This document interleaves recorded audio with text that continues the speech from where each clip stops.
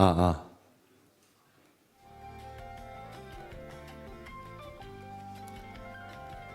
아. 잠시만요.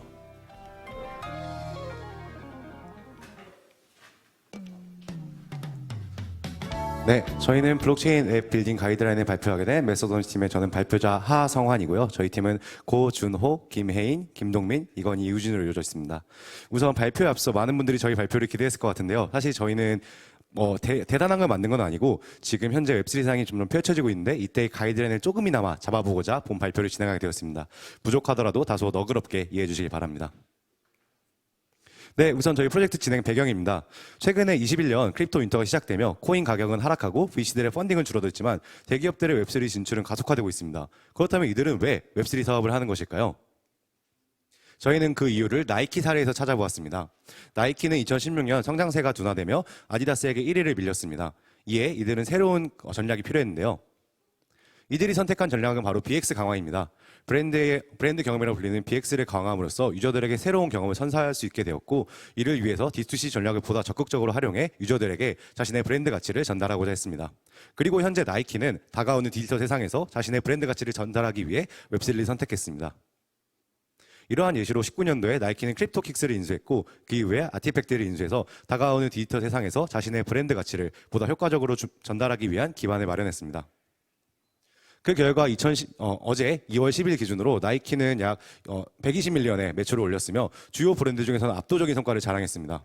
이처럼 나이키는 자신들이 선택한 핵심 전략인 브랜드 가치 강화를 위해 블록체인을 선택하고 이를 통해 고객들에게 디지털 세상에서도 자신들의 브랜드 가치를 전해주겠다라는 그런 의지를 표명하고 있습니다. 네, 나이키 사례에서 알 수 있다시피 웹3는 선택 요소입니다. 각 기업들이 자신의 핵심 가치를 무엇으로 정의했느냐에 따라서 자신들의 가치를 보다 잘 전달하기 위해서 현재 웹3를 선택하고 있고, 아마 디지털 전환이 가속화된다면 이런 기업들의 웹3 시장 진출은 더욱더 가속화될 것이라고 생각합니다. 하지만 현재 이런 웹3 빌더들을 위한 가이드라인이 부족한 상태인데요. 이에 저희는 그 빌더들을 위해서 조금이나마 도움이 되기 위해 웹3 빌딩 가이드라인을 제작하게 되었습니다. 네, 저희가 차용한 모델은 다음과 같습니다. 많은 분들이 보셨을 이케아는 비즈니스 캔버스 모델인데요. 이를 조금 더 웹3에 맞게 저희가 좀 더 강화해 보았습니다. 네, 이것이 저희가 제안하는 모델이고요. 지금부터는 단계별로 순서대로 차근차근 알아가 보도록 하겠습니다. 네, 첫 번째는 가치 제안입니다. 대부분의 프로덕트가 그러하듯 첫 번째로 문제점을 정해야 됩니다. 문제점을 정해는 방법은 저희는 세 가지를 꼽았는데요. 사실 이거는 문건기 대표님의 글에서 따온 것입니다. 이미 시장을 점유하고 있는 선도자가 있지만 문제점이 있는 시장, 가령 토스가 차지한 시장이고요.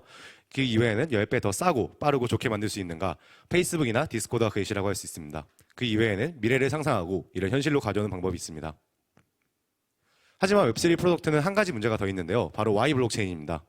문제점을 정의한 이후에 그 문제점을 해결하는 여러 가지 대안 중 과연 블록체인이 가장 효과적인 대안인가, 블록체인이 유저에게 어떤 가치를 줄 수 있는가, 이 지점에 대해서 집요하게 파고들어야 됩니다. 그 Y 블록체인을 풀고 난 이후에야 Y 토큰을 물어보고 토큰을 발행할지 NFT를 발행할지를 결정할 수 있습니다. 이때 중요한 지점은 대부분의 빌더들이 착각하는 것은 블록체인을 활용해서 문제를 해결하겠다라고 말을 하는데, 그것이 아니라 문제점을 먼저 보다 명확하게 정의하고 문제점을 해결할 수 있는 방안을 나열한 뒤 그 중에서 블록체인이 가장 효과적인 방안인지를 물어야 됩니다. 따라서 이 챌린지 포인트를 해결한 이후에야 그 다음에 웹3 프로덕트 빌딩을 시작할 수 있습니다. 그 다음에 저희가 생각한 중요 요소는 토큰 이코노미입니다. 웹2 프로덕트와 달리 토큰을 발행한다면 또 토큰 이코노미를 설계하는 과정에서 내부 프로덕트 로직이나 유저 플로우가 대부분이 결정됩니다. 따라서 토큰 이코노미를 정밀하게 설계하는 것이 저희는 중요하다고 판단했습니다. 이를 위해서 저희는 토큰 이코노미 정책 결정 과정을 5단계로 나눠보았습니다. 그리고 지금부터는 이 단계별로 차근차근 살펴보도록 하겠습니다. 첫 번째는 발행 여부 결정입니다. Y 토큰 챌린지를 뚫었다고 할지라도 토큰을 왜 발행해야 되는지, 토큰을 발행해서 어떻게 쓸 것인지 등을 좀 더 명밀하게 검토할 필요가 있습니다. 네, 이는 저희가 짠 플로우 차트이고요. 저희가 짠 플로우 차트에 따라서 차근차근 살펴보도록 하겠습니다. 첫 번째는 유저들의 핵심 행동 유도입니다. 유저들의 핵심 행동은 무엇이며 이를 어떻게 유도할 것인지, 그리고 그 과정에서 어뷰징 가능성은 없는지 이를 면밀하게 검토해야 됩니다. 토큰은 사람들이 인센티파이에서 특정 행동을 유도하기에 좋습니다. 하지만 반대로 잘못 설계된 토큰 이코노미는 유저들의 어뷰징을 유도할 수 있습니다. 예를 들면 금권 정치로 인해서 생태계가 망가진 스티밋, 혹은 토큰의 지속적인 가격 하락으로 인해 코어 유저들이 잃어버린 스태픈 등이 예시라고 할 수 있습니다. 따라서 빌딩 이전에 핵심 행동이 무엇인지, 그리고 핵심 행동을 어떻게 유도할 것인지, 그 과정에서 어뷰징 가능성은 없는지 보다 면밀하게 검토해야 됩니다. 그 다음은 코어 밸류입니다. 코어 밸류란 무엇이냐? 똑같은 프로덕트를 할지라도 그 프로덕트가 가진 강점이 다릅니다. 똑같은 SNS라고 할지라도 네트워크 효과를 강조하는 어플리케이션이 있는가 하면 반대로 크리에이터 사이드가 중요한 어플리케이션이 있습니다. 이는 빌더들이 어떠한 코어 밸류를 설정에 따라 다른데요. 이를 강화하기 위해서 유저들의 특성 행동이 이런 코어 밸류를 강화할 수 있느냐, 그리고 이런 것들에서 어뷰징 가능성 없는지 한 번 더 판단하는 것이 중요하다고 할 수 있습니다. 네, 그 다음은 토큰으로의 가치 전이입니다.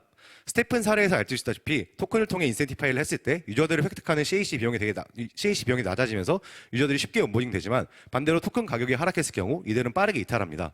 따라서 프로덕트의 가치를 토큰의 가치에 전이시키는 그런 방법을 마련해야 하는데요. 저희는 크게 4가지 방법을 뽑았습니다.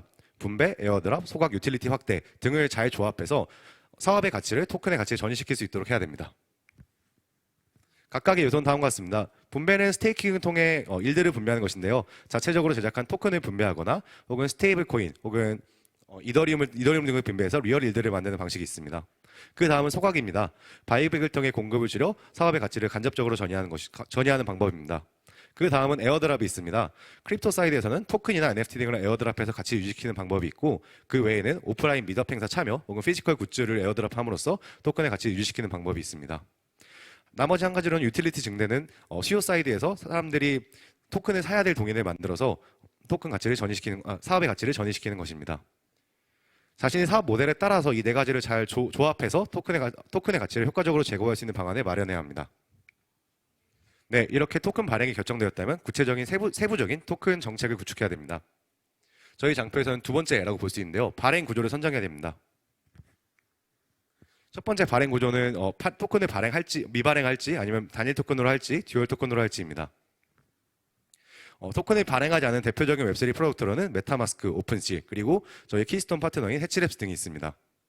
주로 이들은 유저들의 페인 포인트를 명확하게 해결하고 이 덕분에 시장에서 선도자인 프로덕트들입니다. 이들은 굳이 토큰을 발행해서 이용자를 모을 필요가 없습니다. 그렇기 때문에 이들은 주주와 토큰 간의 이해상충 문제가 없고 리걸 이슈에서 자유롭습니다. 하지만 룩스레어의 전략에서 알 수 있다시피 룩스레어가 토큰을 분배함으로써 오픈시는 빠르게 유저를 빼앗겼습니다.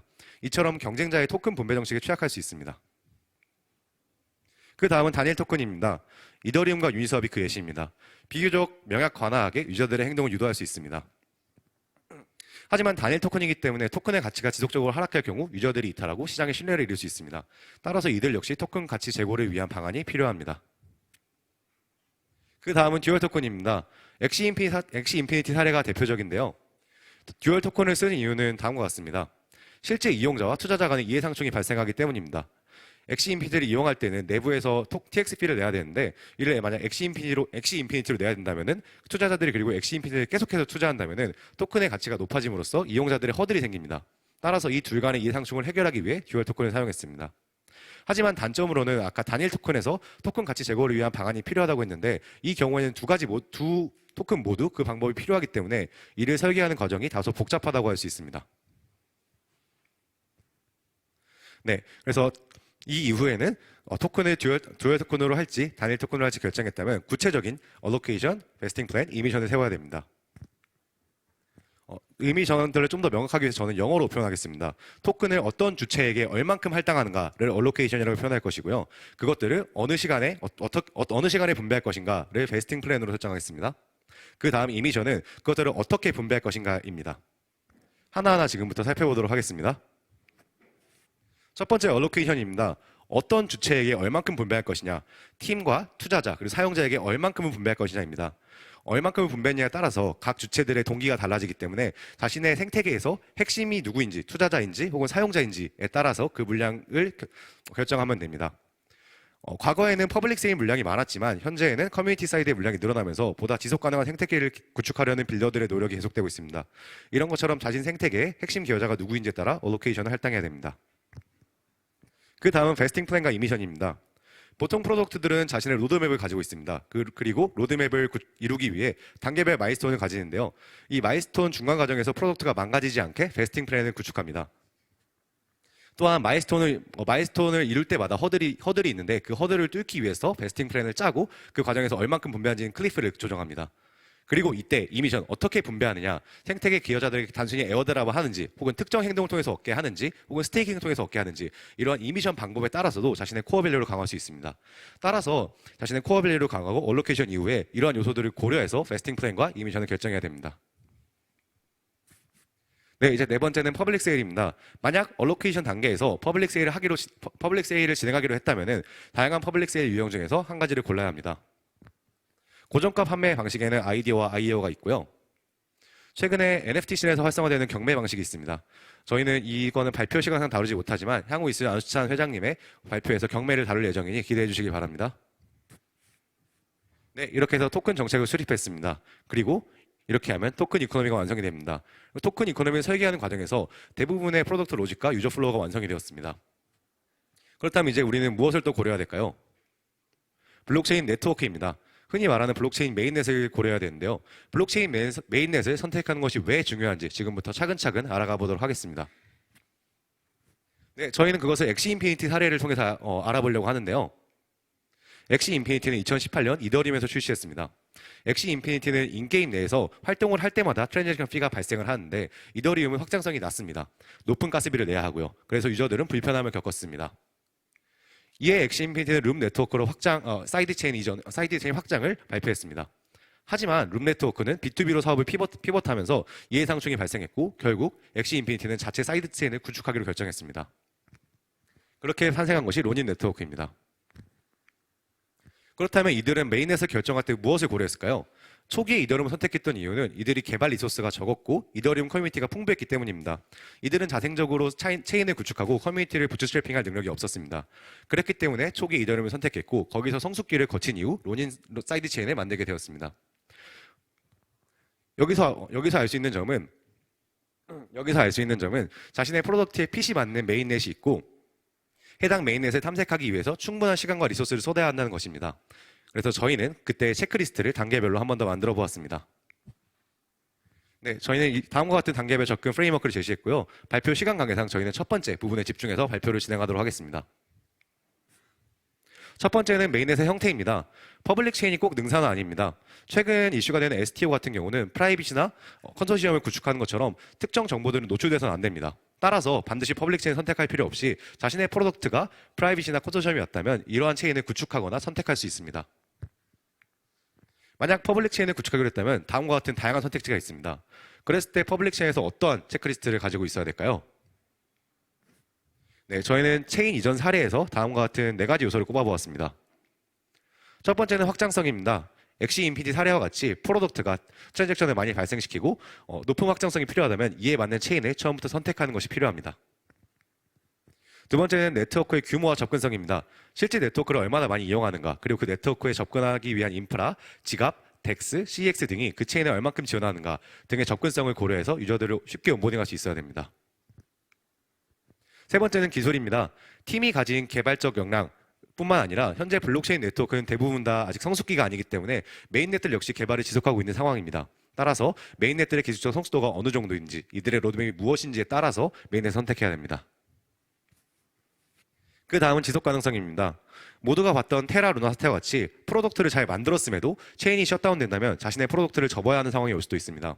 따라서 메인넷이 지속 가능한가, 지속 가능한 구조를 갖고 있는가 등도 역시 중요한 고려사항이라고 볼 수 있습니다. 네, 그 다음 여기 사례에서는 나오지 않았지만 저희가 뽑은 중요한 요소 중 하나는 정성적인 요소입니다. 정성적인 요소란 체인을 사용하는 유저들의 성향이 다릅니다. 그들의 나이, 성향, 특성, 문화 모두 다릅니다. 그리고 여기 있는 장표가 그 사례를 잘 나타내 주는데요. 이 장표는 메인넷 간 교차 사용률입니다. Y축을 기준으로 해당 체인을 이용하는 유저가 다른 체인을 얼마나 많이 이용하는지입니다. 폴리곤 네트워크는 이더리움의 롤업 체인으로서 이더리움과 사용자가 겹칠 것이라고 생각하지만 실제로 이더리움 네트워크의 사용자는 4.6%밖에 사용하지 않습니다. 오히려 이더리움 네트워크의 사용자들은 BSC를 좀 더 많이 이용합니다. 폴리곤이 롤업 체인이고 이더리움을 베이스로 하기 때문에 폴리곤을 활용해서 우리는 이더리움 커뮤니티를 부트스트래핑 하겠어 라는 전략은 잘못된 선택입니다. 반대로 아발란체의 경우 꽤나 유의미한 숫자인 이더리움 경우 30%의 이용자를 공유하고 BSC의 경우 40%를 공유합니다.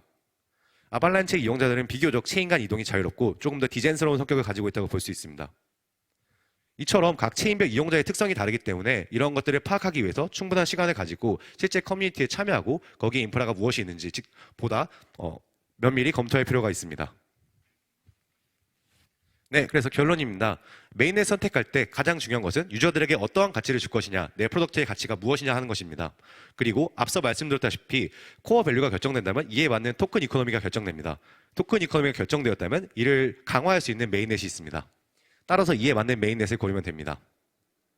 하지만 일부 경우에는 자신의 프로덕트와 핏이 맞는 메인넷이 없을 수도 있습니다. 이러할 경우에는 나머지 지속 가능성, 기술의 발전 가능성, 그리고 정성적 요소들을 고려해서 메인넷을 선택하면 되겠습니다.